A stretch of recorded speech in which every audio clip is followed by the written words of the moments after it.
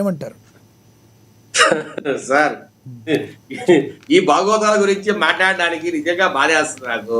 ఇప్పుడు ఆయన దువ్వాడ శ్రీనివాస్ గారు వాళ్ళ భార్య, వాళ్ళ సతీమణి, ఎవరైతే ఆమె పెళ్లి చేసుకున్న సతీమణి ఎవరైతే ఉన్నారో ఆమె ఎంత గొడవ చేసింది, వాళ్ళ బిడ్డలు ఎంత బాధపడుతున్నారు, వాళ్ళ కూతుర్లు ఎంత బాధపడుతున్నారు. ఇంతవరకు విడాకులు ఇచ్చారండి? వాళ్ళకు భార్యకు విడాకులు ఇచ్చారు అయినా లేదు. ఏమైనా సరే అంటే అందరికీ తెలిసేటట్టుగా కావచ్చు, లీగల్ గా పెళ్లి చేసుకున్నారా? ఈ కొత్త ఆమెను ఏమన్నా పెళ్లి చేసుకున్నారా? ఏమీ లేకుండా మీ ఇష్టానుసారం ఊరు పడుతూ తిరుగుతూ తర్వాత మీ ఇష్టానుసారం కామెంట్ చేస్తూ, సార్ నేను అంటున్నా కొండ మీదికి ఈ అనిమల్ సంబంధించిన అంటే ఎగ్ కావచ్చు, లేదంటే ఆయన ఒక మాట అయితే చెప్పారు, ఎగ్లెస్ కేక్ అనేది చెప్పారు. కానీ ఒకటి సార్, కొండ మీదకి కాదు సార్, కొండ మీదకి ఎవరు కూడా తప్పు జరిగిన తర్వాత నేను 100 రసీదులు చూపిస్తాను సార్. ఓకే ఓకే, నేను 100 రసీదులు చూపిస్తా, ఏదో ఒక రసీదు అదే సార్ నేను చెప్పబోయేది. అదే ఆయన విషయంలో మాత్రం కొండ మీదకి ఎవరు పుట్టినరోజులు జరుపుకుంటాకి వెళ్ళరు, ఒక భక్తి భావంతో ఆ వెంకటేశ్వరం దర్శించుకుంటాకి వెళ్తారు. కానీ పుట్టినరోజులు ఎవరైనా 4 గోడల మధ్య చేర్చుకుంటారు. అదైతే 100%. ఆయన మాట్లాడు సార్, బిఆర్ నాయుడు గారి గురించి ఆయన మాట్లాడమేంది?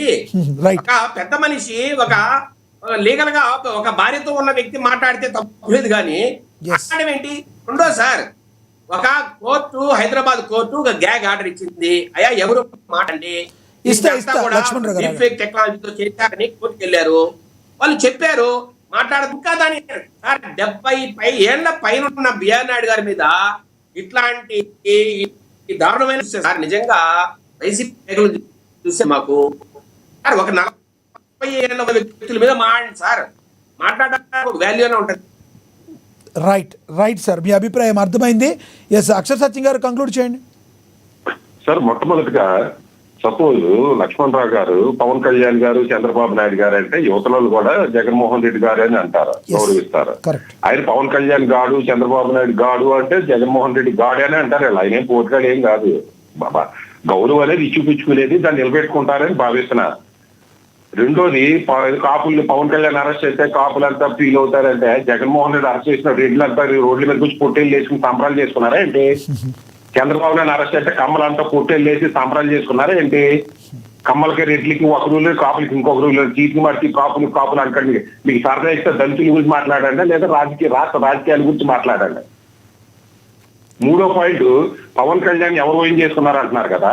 నేను ఒక లైవ్ ఎగ్జాంపుల్ చెప్తాను. నేను నిన్న 3 గంటలకి నెల్లూరు నుంచి తిరుపతి వరకు నాన్ స్టాప్ బస్సు ఎక్కాను సార్. నా బస్సు పక్కన 2 కూర్చున్నారు. అందులో అతను ఒక 25 సంవత్సరాలు ఉంటాయి, బ్రాహ్మణుడు. అతను ఆకారం చూస్తే తెలిసింది. అతని పక్కన ఒక 60 సంవత్సరాల మనిషి ఉంటాడు. ఆ బ్రాహ్మణ యువకుడు సెల్ ఫోన్ లో క్రికెట్ చూస్తూ నెల్లూరు నుంచి అక్కడ రావడానికి, తిరుపతి రావడానికి 3 గంటలు కూడా పవన్ కళ్యాణ్ గురించే చెప్తున్నాడు. పవన్ కళ్యాణ్ సనాతన ధర్మాన్ని నిలబెడుతున్నాడు, పవన్ కళ్యాణ్ చెట్లు నరకనెత్తలేదు, చెట్లను కాపాడుతున్నాడు, పవన్ కళ్యాణ్ ఏమో పంచాయతీ వ్యవస్థ నిలబెట్టాడు. దాన్ని బట్టి అర్థం చేసుకోవచ్చు. యువత, ఒక బ్రాహ్మణ యువకుడు చెప్తుంటే 70 సంవత్సరాలు ముసలోడు వింటున్నాడంటే 3 గంటలు చెప్పి డిస్కస్ చేశారంటే పవన్ కళ్యాణ్ ని అన్ని వర్గాలు ఆకట్టుకుంటున్నాయి. అంబటి రాంబాబు ఇచ్చినంత మాత్రం పవన్ కళ్యాణ్ శత్రువు కాదు. అయితే దాన్ని ఉపయోగించుకోవడంలో, పార్టీని బలపెట్టుకోవడంలో జనసేన ఫెయిల్ అవుతుందని నేను ఒప్పుకుంటా. అంతేగాని మా జగన్మోహన్ రెడ్డి గారు ఒక రెడ్డి నాయకుడు కాదు, పవన్ కళ్యాణ్ మాత్రం కాపు నాయకుడు అనేది కాదు. మీ జగన్మోహన్ రెడ్డి రెడ్డి నాయకుడేమో కానీ పవన్ కళ్యాణ్ మాత్రం అన్ని కులాల గురించి ఓట్లేశారు. అక్షర్ సత్యం గారు, మీరు అందుబాటులో ఉన్న ఆయన ఏదో మిమ్మల్ని క్వశ్చన్ అడుగుతున్నారు సార్. నేను మీకు అవకాశం ఇస్తున్నా, ఒక్క మాట చెప్పండి. లక్ష్మణరావు గారు, దయచేసి తిట్టడం కాకుండా ఇప్పుడు గౌరవప్రదంగా మాట్లాడండి ప్లీజ్, గౌరవప్రదంగా మాట్లాడండి. ఎస్, మీరు మాట్లాడండి, అడగండి, క్వశ్చన్ అడగండి. మీరు ఎవరు మీరు తిట్లా, నేనే తిట్టాను. గతంలో నీ జనసేన పార్టీలో ఉన్నప్పుడు, గతంలో మేము ఉన్నప్పుడు ఇదే చిరంజీవి గారి గురించి మా బ్లడ్ వేరు, మా బ్రీడ్ వేరు అని అసభ్యకరంగా మాట్లాడినటువంటి బాలకృష్ణ అసెంబ్లీ సాక్షిగా అదే చిరంజీవిని ఆడవుడు ఈడవుడు అన్నప్పుడు ఏం చేయలేనటువంటి జనసేన పార్టీలో ఉన్నటువంటి ఒక తమ్ముడుకు ఉన్నటువంటి పవన్ కళ్యాణ్, ఇదే పవన్ కళ్యాణ్ గారి తల్లిని చెల్లి తిట్టించినట్టు నారా లోకేష్ గారిని, అలాగే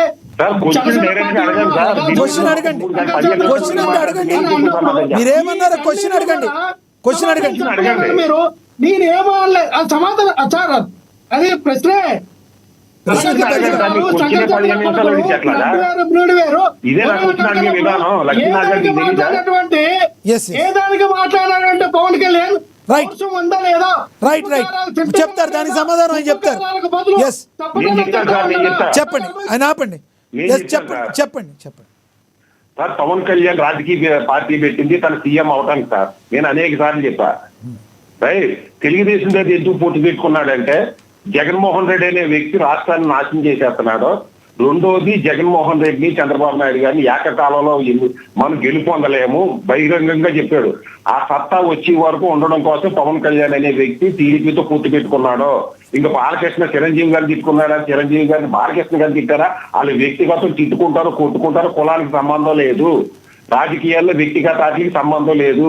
ఒక పవన్ కళ్యాణ్ తన లక్ష్యాన్ని ఇది విజయ్ భాస్కర్ రెడ్డి గారా, విజయశేఖర్ రెడ్డి అన్నట్టుగా పవన్ కళ్యాణ్ సీఎం అవడం కోసమే తెలుగుదేశంతో పొత్తు పెట్టుకున్నాడు, రాజకీయాలు కొనసాగుతున్నాడు. పవన్ కళ్యాణ్ తన కాళ్ళ మీద కాళ్ళు ఎదిగే వరకు ఎన్ని అవమానాలైనా భరిస్తాడు, చివరికి సీఎం అవుతాడు. రైట్ తిట్టుకున్నాడు బాలకృష్ణ, తిట్టుకున్నాడు చిరంజీవి గారిని.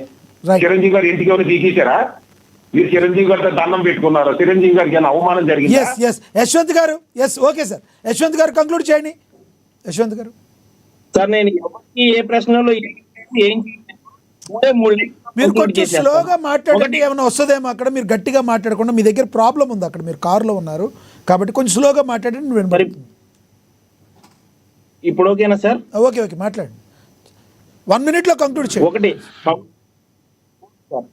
పవన్ కళ్యాణ్ గారు వైసీపీ వ్యక్తి విమర్శించింది కాదు అసెంబ్లీలో. మీరు వ్యక్తిగత దూషణలు ఆపేసి ఇచ్చిన తీర్పుని మీరు అంగీకరించి ఇప్పటి నుంచి మంచిగా మారుతూ ఇప్పుడు ప్రజలకు చేసే మంచి పనులు మీరు కూడా బాగా పోతూ మాతో కలుస్తూ ముందుకు నడిస్తే మేము చెప్పాలి. Right sir. యశ్వంత్ గారు అన్యదా భావించకండి, మీ దగ్గర వాయిస్ అయితే ప్రాబ్లం ఉంది, మీరు మాట్లాడేది కంప్లీట్గా అర్థం కావట్లేదు, కట్ అయ్యి వస్తుంది. ఈసారి కొంచెం అక్కడ సిగ్నల్ ఉండేట్టుగా మీరు చూసుకుంటారని నేను భావిస్తున్నాను, అన్యదా భావించకూడదు. ఎస్, అక్షర్ సత్యం గారు ధన్యవాదాలండి మీ అభిప్రాయం తెలియజేసినందుకు. అండ్ యశ్వంత్ గారు ధన్యవాదాలండి. రేగడి లక్ష్మణరావు గారు ధన్యవాదాలు. అండ్ అదేవిధంగా విజయశేఖర్ రెడ్డి గారు ధన్యవాదాలు. ఏది ఏమైనప్పటికీ కూడా ఒక డిబేట్ జరిగేటప్పుడు మంచి ఉద్దేశంతో, సదుద్దేశంతోనే జరగాలని పెడతాం. ఎవరు కూడా బూతులు మాట్లాడుకోవాలనో, ఒకళ్ళు వ్యక్తిత్వ హననం చేసుకోవాలనో ఎప్పుడు కూడా డిబేట్లు పెట్టం. అయితే ప్యానలిస్టులు మాట్లాడేటప్పుడు తమ హుందాతనాన్ని కాపాడుకుంటూ, మీ గౌరవాన్ని మీరు కాపాడుకుంటూ, డిబేట్ జరిగే యొక్క తీరుని, మా గౌరవాన్ని కూడా కాపాడే విధంగా మీరందరూ కూడా ఉంటే అందరికీ బాగుంటుంది. అది అందరూ కూడా, అంతేగాని ఎవరో తిట్టుకోవాలనే ఉద్దేశంతో మేము డిబేట్లు అయితే పెట్టాం. నెక్స్ట్ ఇంకొకటి ఏంటంటే, సభా మర్యాదను ఏ రకంగా పాటిస్తారో చర్చ జరిగేటప్పుడు కూడా మీ భావోద్వేగానికి